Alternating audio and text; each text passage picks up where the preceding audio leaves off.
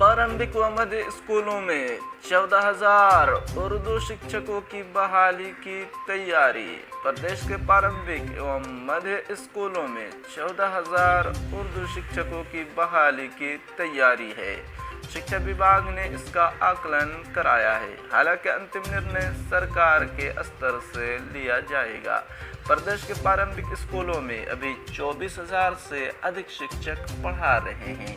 शिक्षा विभाग चाहता है कि अधिक से अधिक रिक्तियां निकाली जाएं। जानकारों का कहना है कि हालिया प्रारंभिक और माध्यमिक शिक्षक नियोजन में उर्दू के अच्छे खासे पद खाली रह गए हैं। इसकी वजह है कि उर्दू भाषा में अपेक्षित संख्या में TIT और STIT अभ्यर्थी ही नहीं है। इसी वजह से यह रिक्तियाँ रह जा रही है। यह रिक्तियाँ कैसे भरी जाए, इस पर विचार मंथन चल रहा है।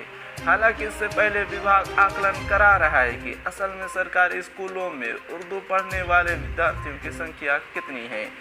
14,000 रिक्त पदों के हिसाब से प्रदेश के प्रारंभिक स्कूलों में 4,20,000 विद्यार्थी होने चाहिए।